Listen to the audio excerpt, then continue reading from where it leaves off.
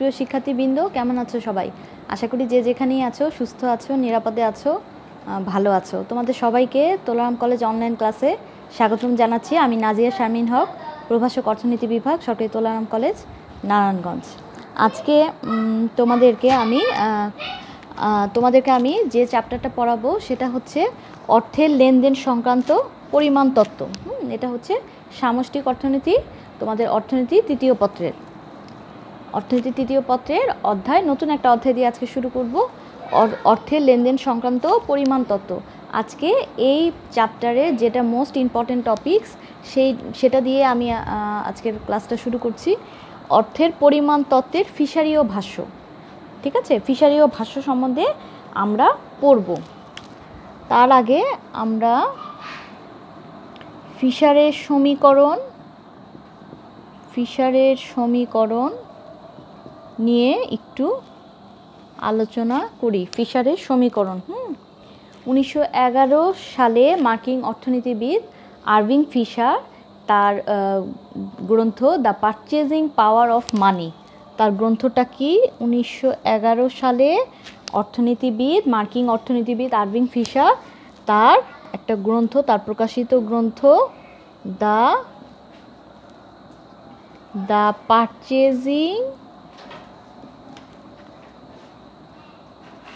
Purchasing power of money. ঠিক আছে, তার the purchasing power of money নামক গ্রন্থে অর্থের পরিমাণ সম্পর্কে যে তত্ত্ব দেন তাই তার নামানুসারে হয়েছে অর্থের পরিমাণ তত্ত্বের ফিশারি ও ভাষ্য নামে পরিচিত।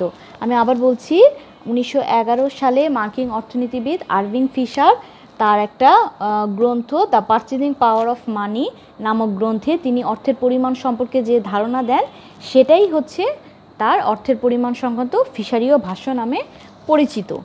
তাহলে এই যে আমরা তত্ত্বটা নিয়ে আলোচনা করব, এই তত্ত্বের মূল বক্তব্যটা কি? মূল বক্তব্য হচ্ছে অন্যান্য অবস্থা অপরিবর্তিত থাকলে অর্থের পরিমাণের সাথে দামের স্তরের সম্পর্কটা হবে সমানুপাতিক এবং অর্থের পরিমাণের সাথে অর্থের মূল্যের সম্পর্ক হবে বিপরীত। ঠিক আছে, আমি লিখে দিচ্ছি, অন্যান্য অবস্থা অপরিবর্তিত থাকলে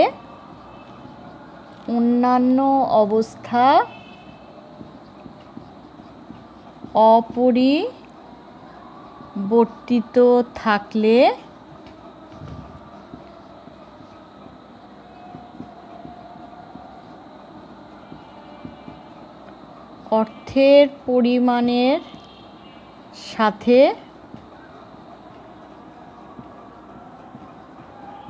দাম স্তরের সম্পর্ক সমানুপাতিক এবং অর্থের পরিমাণের সাথে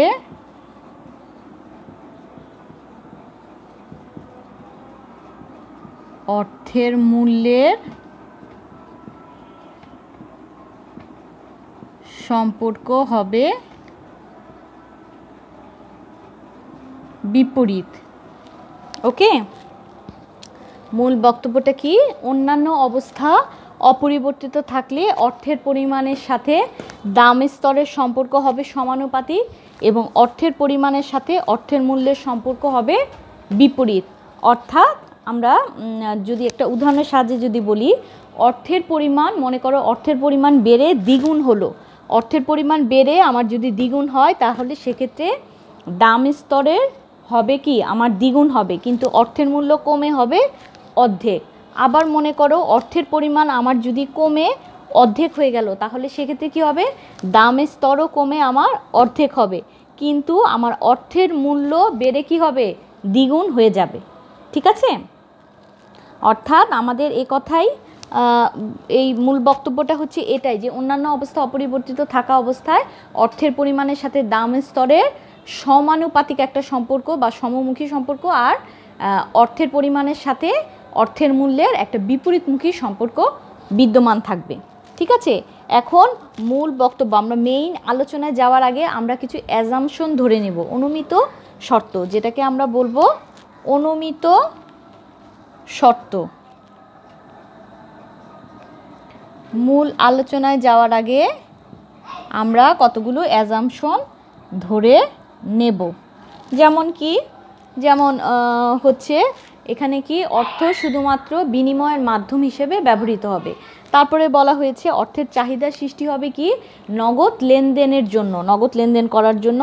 আবার কি হলো পূর্ণ প্রতিযোগিতা, অর্থের বাজারে কি হবে পূর্ণ প্রতিযোগিতা বিদ্যমান থাকবে। ওকে, এগুলো হচ্ছে কতগুলো মেইন অ্যাজাম্পশন। তারপরে স্বল্পকালে ভি প্রাইম, তারপরে টি, এগুলো হচ্ছে স্থির থাকবে। এগুলো হচ্ছে আমাদের অ্যাজাম্পশন, আমরা ধরে নিব মূল আলোচনায় যাওয়ার আগে। এখন আমরা তত্ত্বের মূল আলোচনা যাবার আগে আমাদেরকে দুইটা জিনিস একটু ক্লিয়ার ধারণা থাকতে হবে, তত্ত্বটির বিশ্লেষণ। ঠিক আছে, তত্ত্বটির বিশ্লেষণ যে আমরা করব মূল আলোচনা যাওয়ার আগে, আমি দুইটা জিনিস তোমাদের সাথে আলোচনা করব। একটা হচ্ছে অর্থের চাহিদা কি, ধারণাটা কি আমরা নিব, আর একটা হচ্ছে অর্থের যোগান। আমি মুছে দিচ্ছি। অর্থের চাহিদা কি, আর একটা হচ্ছে আমাদের কি অর্থের যোগান। অর্থের চাহিদা, আরেকটা হচ্ছে কি অর্থের যোগান। তত্ত্বটির বিশ্লেষণ, কেমন তত্ত্বটির বিশ্লেষণ, অর্থাৎ মূল আলোচনায় যাওয়ার আগে আমি দুইটা কনসেপ্ট তোমাদের ক্লিয়ার করে দিচ্ছি। একটা হচ্ছে কি, একটা হচ্ছে অর্থের চাহিদা। অর্থের চাহিদা, অর্থের চাহিদাটা কেন সৃষ্টি হয়, সেটা হচ্ছে কি নগদ লেনদেন করার জন্য অর্থের চাহিদাটা সৃষ্টি হয়। তাহলে অর্থের চাহিদার সাংকেতিক হচ্ছে এমডি, ডিমান্ড ফর মানি হচ্ছে পি ইন্টু টি।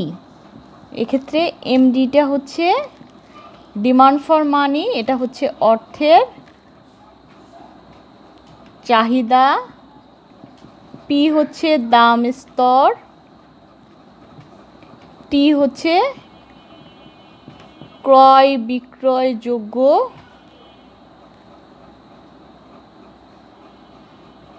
টি হচ্ছে ক্রয় বিক্রয়যোগ্য দ্রব্য সামগ্রীর পরিমাণ। ওকে, এমডি, পি আর হচ্ছে টি, টি হচ্ছে ক্রয় বিক্রয়যোগ্য দ্রব্য সামগ্রীর পরিমাণ। এখন অর্থের চাহিদা আমরা পড়ে ফেললাম, আমরা এখন পড়ব অর্থের যোগান, এমএস। অর্থের যোগানের সমীকরণটা আমাদের কি হবে, অর্থের যোগান সমীকরণটা আমাদের হবে MS equal to M V plus M prime V prime. Okay, এখানে এমটা আমার হচ্ছে কি বিহিত মুদ্রার পরিমাণ, এমএসটা আমার হচ্ছে অর্থের যোগান, অর্থের যোগান, এম হচ্ছে বিহিত মুদ্রার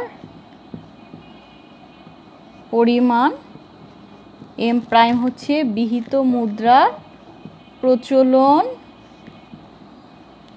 গতি, ভি হচ্ছে অবিহিত মুদ্রা বা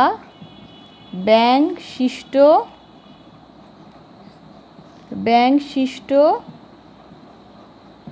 মুদ্রার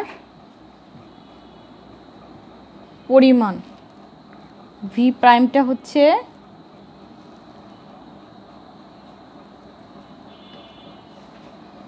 অবিহিত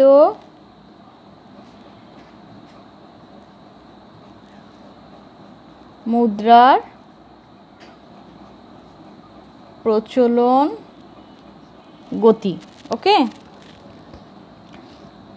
আমার এম হচ্ছে কি, এম হচ্ছে বিহিত মুদ্রার পরিমাণ, এম প্রাইমটা হচ্ছে বিহিত মুদ্রার প্রচলন গতি, ভিটা হচ্ছে অবিহিত মুদ্রা বা ব্যাংকশিষ্ট মুদ্রার পরিমাণ, আর ভি প্রাইমটা হচ্ছে অবিহিত মুদ্রা বা ব্যাংকশিষ্ট মুদ্রার আমার প্রচলন গতি। আমরা এখানে অ্যাজাম্পশনে ধরে নিয়েছি স্বল্পকালে আমাদের কি এই ভি, ভি প্রাইম আর হচ্ছে টি, এই স্বল্পকালে এই তিনটা জিনিস ভি, ভি প্রাইম, টি এগুলো হচ্ছে স্থির থাকবে। ওকে, এটা আমরা অ্যাজাম্পশনে ধরে নিয়েছি। তাহলে এখন আমরা অর্থের চাহিদা যেহেতু আলোচনা করেছি, অর্থের যোগান আলোচনা করেছি, এখন আমরা চলে যাব কি, এখন আমরা চলে যাব ফিশারের সমীকরণে। ওকে, ফিশারের সমীকরণে আমরা চলে যাব।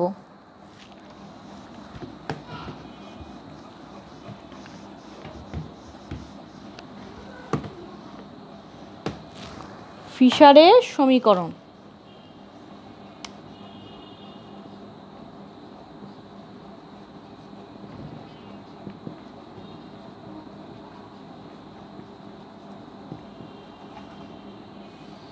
ফিশারের সমীকরণটা কি, এমডি ইকুয়াল টু এমএস, অর্থাৎ অর্থের চাহিদা ইকুয়াল টু কি, অর্থের যোগান। তাহলে অর্থের চাহিদা আমরা সমীকরণ থেকে কি পেয়েছি, পি টি, আর এমএসটা আমরা কি পেয়েছি,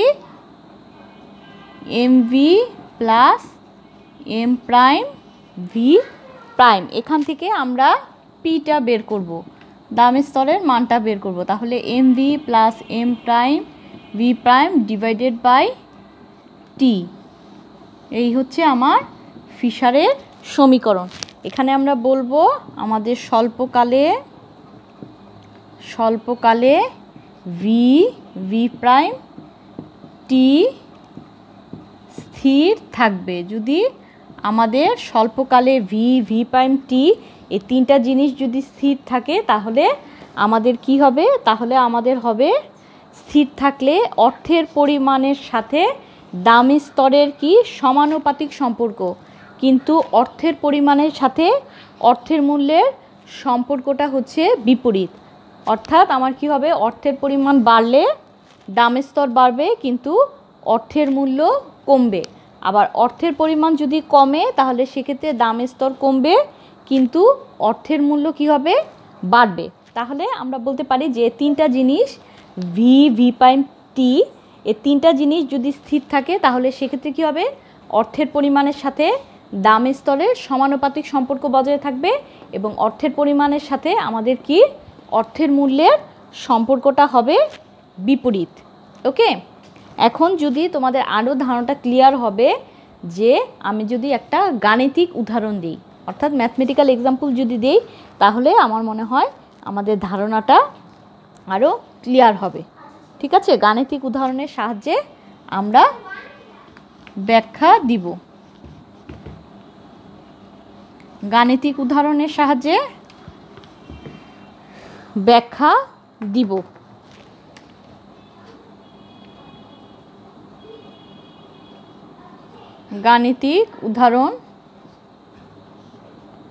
গাণিতিক উদাহরণের সাহায্যে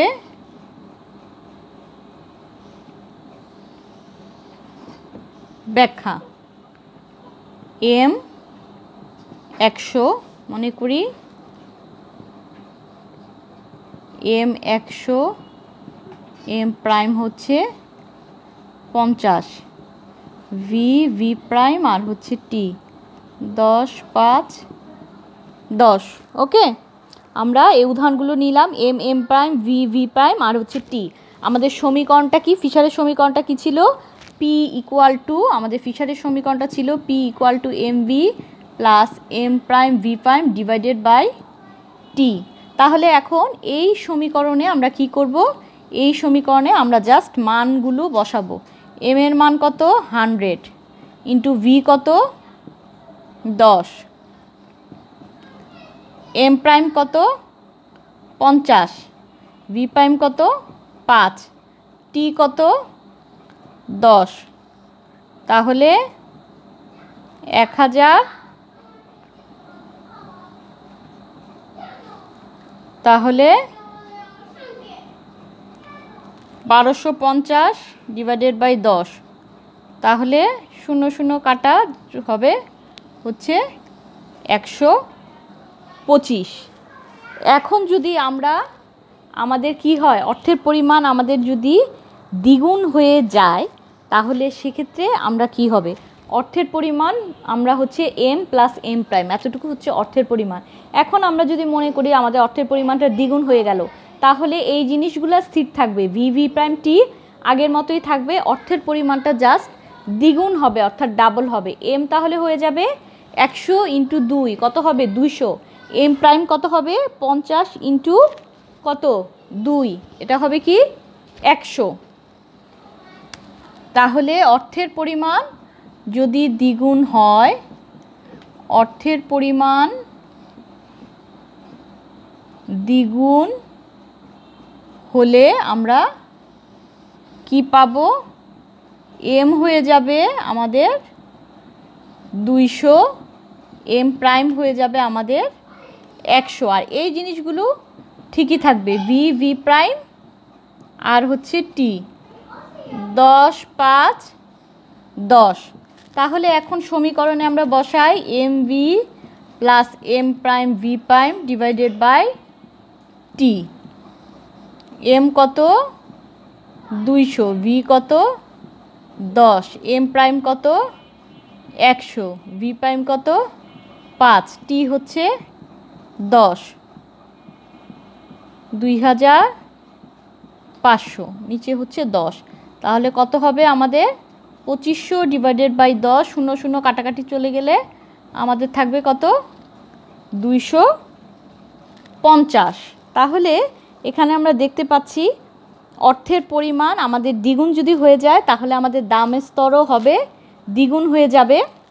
দেখো 125 ছিল আগে, এখন দ্বিগুণ হয়ে 125-এ ইন্টু 2 দ্বিগুণ হয়ে হয়েছে 250, কিন্তু আমাদের অর্থের মূল্য কমে হয়েছে অর্ধেক। কিভাবে আমরা বুঝবো, এই যে 125 ভাগ 250 হয়ে যাবে হাফ।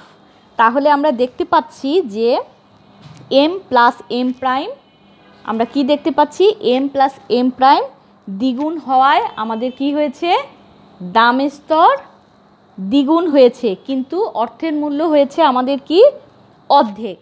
অর্থের পরিমাণ দেখো এম এম প্রাইমটা আমরা দ্বিগুণ করেছি, এম এম প্রাইম দ্বিগুণ করলে আমাদের দামের স্তর 125 ছিল আগে, এখন দ্বিগুণ করলে হয়ে যাবে 250, আর অর্থের মূল্য কমে হয়ে যাবে অর্ধেক। আগে ছিল 125 আর এখন হয়েছে 250, তাহলে 125 ডিভাইডেড বাই 250 কমে হয়ে যাবে হাফ, অর্ধেক। ওকে, আমি আশা করি তোমরা বুঝতে পেরেছো। এখন তাহলে আমরা আমাদের কি করলাম, গাণিতিক উদাহরণের সাহায্যে আমাদের ব্যাখ্যা শেষ হলো। এখন আমরা লাস্টে রেখাচিত্রের সাহায্যে আমরা ব্যাখ্যাটা দেখব, রেখাচিত্রের সাহায্যে ব্যাখ্যা দেখব, তাহলে আমরা আরও ক্লিয়ার হব। আমরা এখন তাহলে দুইটা ডায়াগ্রাম দেখব, যে অর্থের পরিমাণের সাথে দামের স্তরের সম্পর্ক একটা, আরেকটা হচ্ছে অর্থের পরিমাণের সাথে অর্থের মূল্যের সম্পর্ক। কেমন, ঠিক আছে? অর্থের পরিমাণের সাথে দামের স্তরের সম্পর্ক, ওকে। আর আরেকটা হচ্ছে আমরা দেখব অর্থের পরিমাণের সাথে, আরেকটা হচ্ছে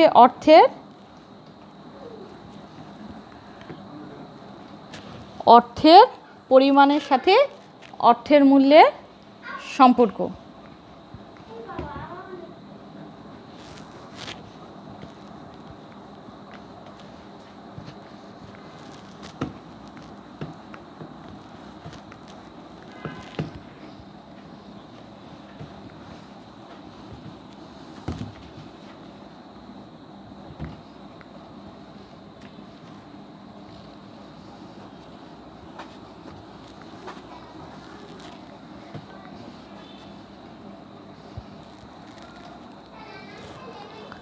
রেখাচিত্রের সাহায্যে ব্যাখ্যা, অর্থের পরিমাণের সাথে দামের স্তরের সম্পর্ক একটা, আরেকটা হচ্ছে কি অর্থের পরিমাণের সাথে অর্থের মূল্যের সম্পর্ক।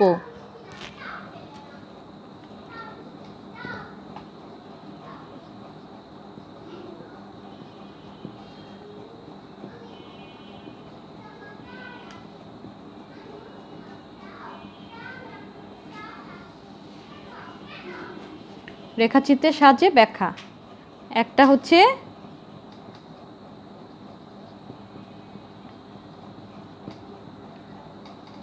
অর্থের পরিমাণের সাথে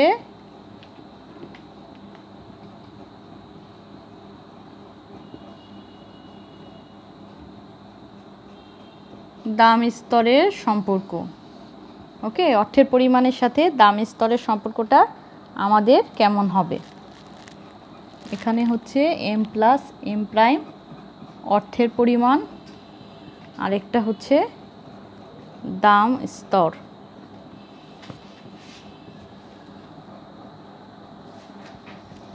(45 degree line P is equal to function of m plus m prime।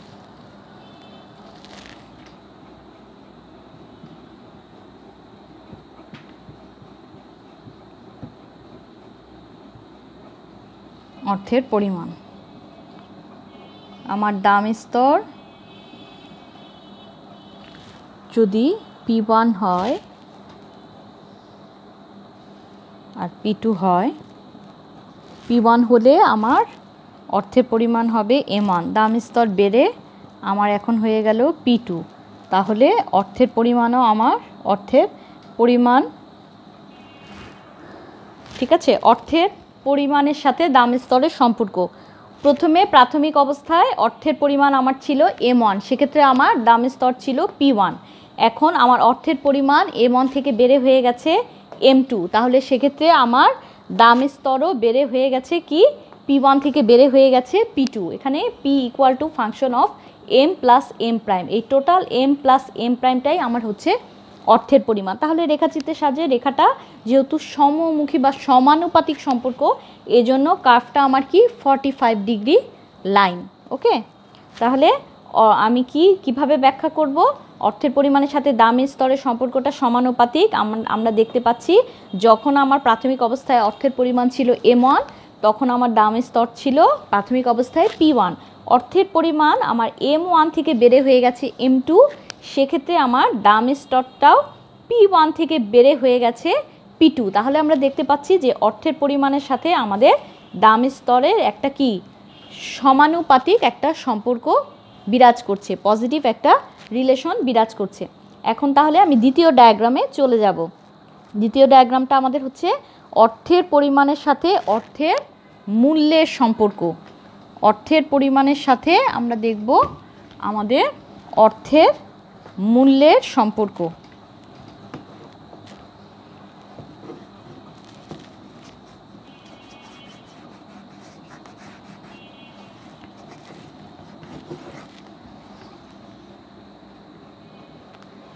দ্বিতীয় ডায়াগ্রামটা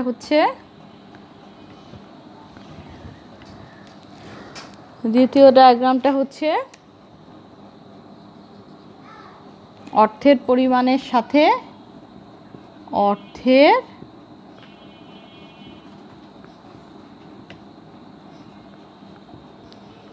অর্থের পরিমাণের সাথে অর্থের মূল্যের সম্পর্ক।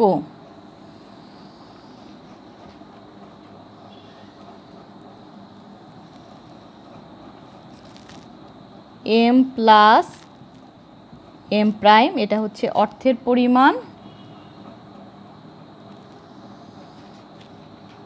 আর এখানে আমার হচ্ছে VM অর্থের মূল্য।